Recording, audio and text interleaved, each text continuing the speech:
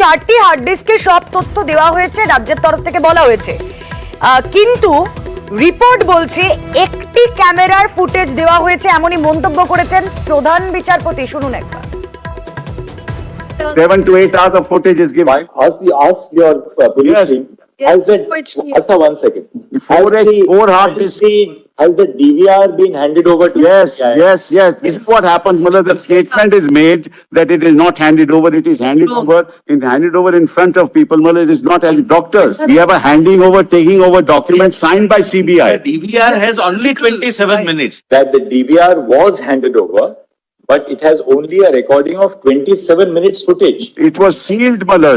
It was sealed. But They have opened it. Maybe so. It was sealed. But nobody can claim that, well, CBI has destroyed any. We are part not of saying it. that, Mother. We are not saying that. When has the DVR of the CCTV at the hospital been handed over to the Yes. CBI is what we want to know. Mother, on 14th of August, Is it your statement that nothing remains with this? yes, all of them handed over. আরো একবার চলে যাই, প্রতিনিধি অর্ণব হাজরা রয়েছেন আমাদের সঙ্গে। অর্ণব, এবার একটু জুনিয়র চিকিৎসকদের প্রসঙ্গে আসা যাক। তারা কর্মবিরতি প্রত্যাহার করবেন, কিন্তু কবে করবেন নির্দিষ্ট কোনো ডেট দেওয়া হয়নি, কিন্তু সুপ্রিম আশ্বাস তো তারা পেয়েছেন। সম্ভাবনা কতটা জোরালো এই কর্মবিরতি প্রত্যাহারের অতি দ্রুত?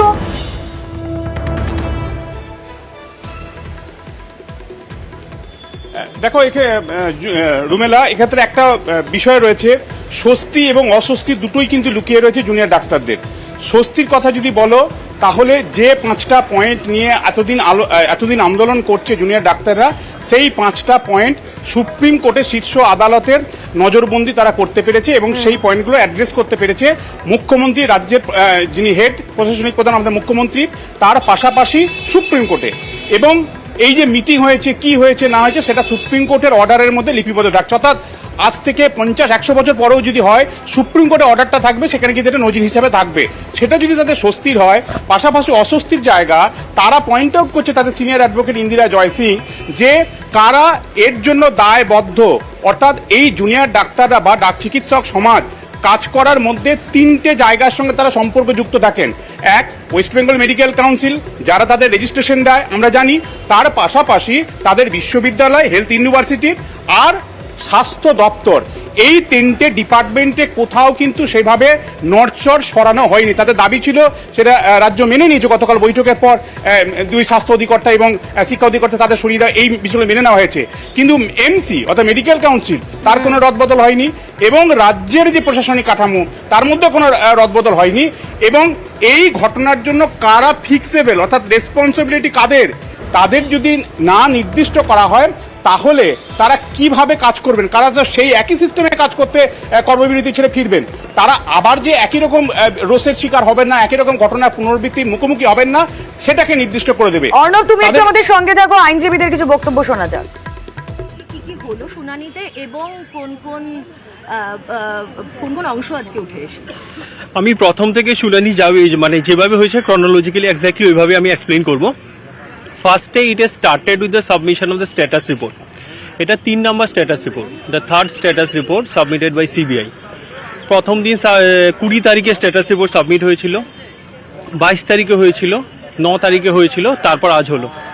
তো তার বেসিসে প্রগ্রেস অফ দ্য ইনভেস্টিগেশন বা তদন্তের অগ্রগতি নিয়ে অনেকগুলো দিক সিবিআই নিয়ে এসছে।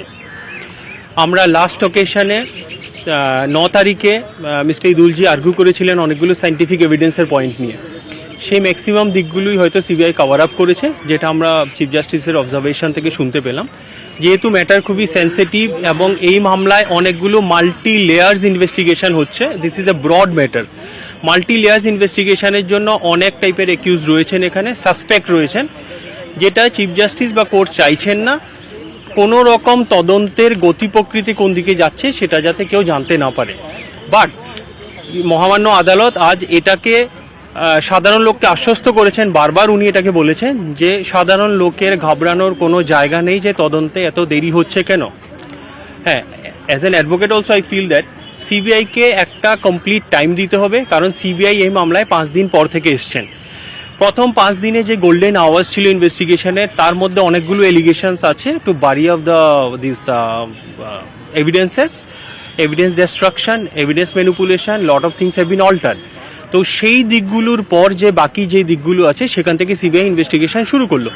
ইনভেস্টিগেশন শুরু করার পর সায়েন্টিফিক এভিডেন্স পাওয়া, বাকি দিকগুলোকে ডেভেলপ করা, মাল্টি লেয়ার স্ক্যানার করা, সেই জিনিসগুলোর মধ্যে ন্যাচারালি রিজনেবলি কিছুটা টাইমের দরকার। সেই টাইম কমপ্লিট হবে, তারপর সিবিআই চার্জশিট জমা দেবেন। তো সাধারণ লোকরা আশ্বস্ত থাকতে পারেন যে সিবিআইয়ের গতি প্রকৃতি নিয়ে কোর্ট যেটা অবজারভেশন দিয়ে, যেটা কোর্ট নিজেরা মনে করছেন, তো that is vital, number 1। Number 2 হচ্ছে গভর্নমেন্ট অফ ওয়েস্ট বেঙ্গলের তরফ থেকে সামহাউ অর আদার কোর্টের কাছে বারবার প্রেয়ার করা হচ্ছিল যে জুনিয়র ডক্টরদের সঙ্গে সেটেলমেন্ট হয়েছে, গতদিন অনেকগুলো দাবি মানা হয়েছে, চিফ মিনিস্টার অনেকগুলো এসিউরেন্স দিয়েছেন, তাহলে জুনিয়র ডক্টররা এখন কবে কাজে ফিরবে। So this prayer was in nature that the junior doctors may be force to join back to the work. Court আগের যে অর্ডার রয়েছে জুনিয়র ডক্টরদের নিয়ে, সেই অবজারভেশনে কোনো রকম মডিফিকেশন করেননি, same order is existing. In the meantime last day also government of West Bengal junior ডক্টরদের আশ্বস্ত করেছেন বা সবাইকে যে জুনিয়র ডক্টররা যদি কাজে ফেরে তাহলে ওনাদের উপর কোনো পিউনিটি বা ডেট্রিমেন্টাল অ্যাকশন নেওয়া হবে না। আজ রাজ্যের তরফ থেকে কপিল সিবাল এপিয়ার হয়ে সেই জিনিসটাকে আবার রিএনফোর্স করেছেন, রিএফার্ম করেছেন যে ওনারা কোর্টের কাছে জানাচ্ছেন স্ট্রংলি যে ওনারা জুনিয়র ডক্টরদের এগেনস্টে কোনো স্টেপস নেবেন না। তারপরের পরিস্থিতি তৈরি হলো তাহলে জুনিয়র ডক্টররা কবে কাজে যোগ দেবে। তখন জুনিয়র ডক্টরদের হয়ে যিনি এপিয়ার হচ্ছিলেন সিনিয়র অ্যাডভোকেট ইন্দিরা জয়সিং, উনি জানালেন যে আমরা এখন ডিসিশনটা আমি এই মুহূর্তে জানাতে পারবো না, I can't give a date, because এই ডিসিশনটা নেওয়া হয় জেনারেল বডি মিটিংয়ের পর। জেনারেল বডি মিটিং হয়তো আজ বা আগামীকাল হবে, তারপর জুনিয়র ডাক্তাররা সেটাকে ডিসাইড করবেন, ডিসাইড করে ওনারা কবে কাজে ফিরবেন সেই ব্যাপারে ডিসিশন নেবেন।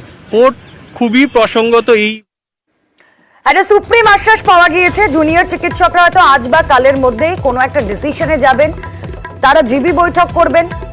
জুনিয়র চিকিৎসকরা, আন্দোলনকারী জুনিয়র চিকিৎসকরা এই সুপ্রিম আশ্বাসের পর কি বলছেন শোনা যায়। জুনিয়র ডাক্তাররা কাজে ফিরবেন কিনা সেটা অবশ্যই আমাদের যে প্যান জেনারেল বডি মিটিং হয় সেটা আমাদের আইনজীবীও তুলে ধরেছেন, দেখবেন সেই জেনারেল বডি মিটিংয়ে ডিসাইড হয়। আজকে জেনারেল বডি মিটিং হবে, সেই জেনারেল বডি মিটিং ডিসাইড করবে। 4 জনের পদত্যাগের কথা মুখ্যমন্ত্রী ঘোষণা করেছেন, সেটা আমরা পজিটিভলি নিচ্ছি। এখন বিভিন্ন মেডিকেল কলেজে যে থ্রেড সিন্ডিকেট চলতো, ফেল করিয়ে দিত জোর করে, তাদের হোস্টেলে থাকতে দিত না, মারধর করতো, এই ধরনের ঘটনা বহু অভিযোগ আছে। সেই অভিযোগগুলোতে অবশ্যই আমাদের ভয় রয়েছে। দ্বিতীয়ত আরও একটা ভয় যে সিবিআই যে তদন্ত গ্রহণ করেছে আরজি করে, এখনো অবধি আমরা জানি না যে অপরাধীর সংখ্যা 1 নাকি 1-এর বেশি। যদি থেকে থাকে তারাও কিন্তু আরজি করে এখনো ঘুরছে, ফলে আমাদের ভয়ের জায়গা তো অবশ্যই এখানে একটা আছে। আমরা চাই অবিলম্বে সিবিআইয়ের এই তদন্ত শেষ হোক এবং কলেজে কলেজে সুষ্ঠু গণতান্ত্রিক পরিবেশ ফিরে আসুক। তারা আশা করছেন, তারা দাবি রেখেছেন এবং সেই দাবিগুলো রেখে 37-38 দিন ধরে তাদের এই আন্দোলন চলছে, যেখানে হয়তো এবার একটা ছেদ পড়তে পারে। তার কারণ সুপ্রিম আশ্বাস তারা পেয়েছেন, জেনারেল বডি মিটিং তারা করবেন, তারপরে তারা ফার্দার ডিসিশন নেবেন। সরাসরি চলে যাই, অর্ণব হাজরা প্রতিনিধি রয়েছেন আমাদের সঙ্গে। অর্ণব, জুনিয়র চিকিৎসকদের সঙ্গে পরবর্তীতেও আমরা কথা বলবো, কিন্তু এখনো প্রাথমিকভাবে কথা বলে যা বুঝতে পারছি তাদের মধ্যে এই lack of security, lack of safety, ভয়, এই ব্যাপারটা কিন্তু কেটেও কাটছে না।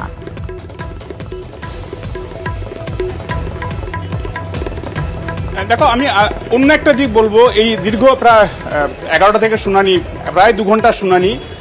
গতকাল রাত্রে রাজ্য মুখ্যমন্ত্রী এবং আন্দোলনরত চিকিৎসকদের মধ্যে বৈঠক, তার মিনিটস, সেখানে খোলা মনের যে আলোচনা হয়েছিল, যে বৈঠক হয়েছিল, সেটার এক্সটেন্ড ভার্সন আজকে আমরা সুপ্রিম কোর্টে দেখলাম।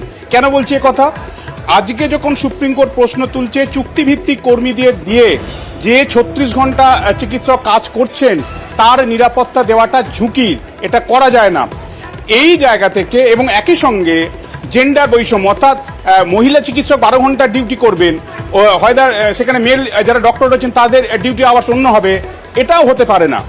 এই যখন প্রশ্ন এলো এবং একই সঙ্গে যে প্রোগ্রেস, অন্তত আরজি কোন হাসপাতালে যে নিরাপত্তার বন্দোবস্ত, সেটার প্রোগ্রেস স্লো, এই কথাটি বললেন সিজিআই, তখন রাজ্যের তরফে খোলা মনে সদিচ্ছা সরাসরি বলা হলো, যেটা নিয়ে এই শুনানিতে এলো, যে 19শে অগস্টের রাজ্যের যে নির্দেশিকা স্বাস্থ্য দপ্তর দিয়েছিল সেটা আমরা 2 ক্লজ ডিলিট করে দেবো।